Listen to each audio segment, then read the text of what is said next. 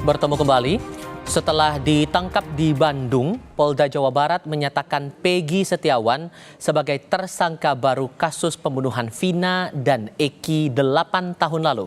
Sementara 2 nama DPO yang sempat disebut dihapuskan dan dinyatakan fiktif. Pernyataan itu sontak menuai pertanyaan besar.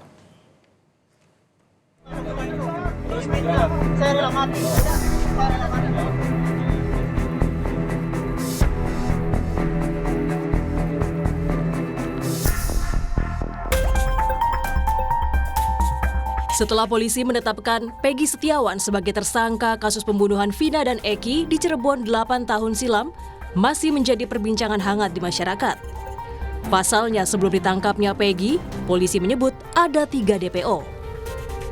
Tapi belakangan setelah Peggy ditangkap dan ditetapkan sebagai tersangka, Polda Jawa Barat menyatakan Peggy adalah tersangka terakhir.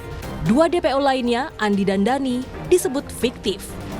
Hotman Paris selaku kuasa hukum keluarga Vina menolak pernyataan bila 2 DPO disebut fiktif. Prinsipnya, keluarga korban maupun kuasa hukum menolak pernyataan dari penyidik Polda Jabar yang menyatakan bahwa 2 DPO tersebut adalah fiktif. Terlalu cepat untuk mengatakan itu. Kalau dikatakan belum tertangkap, kita masih bisa maklumin. Tapi kalau disebutkan fiktif itu terlalu cepat. Terus apa artinya putusan pengadilan yang judulnya demi keadilan berdasarkan ketuhanan yang Maha Esa. Sedangkan mengenai Peggy, tadi keluarga mengatakan periksa dulu. Karena apa? Peggy ini ditetapkan sebagai tersangka DPO. Sudah di BAP 6 orang dari terpidana. 5 menyatakan tidak.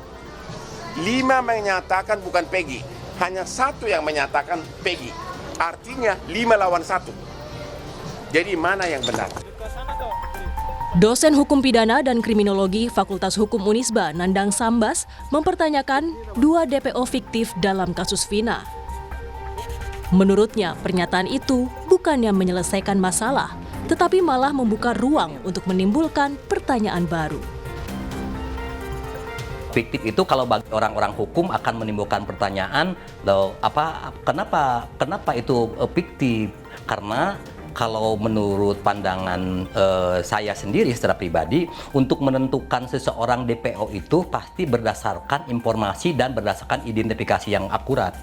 Tidak semudah untuk menentukan si A, si B itu DPO. Nah, gitu ya. Jadi nampaknya ini perlu ada klarifikasi dan penjelasan yang lebih lanjut yang bisa valid ya diterima oleh akal sehat.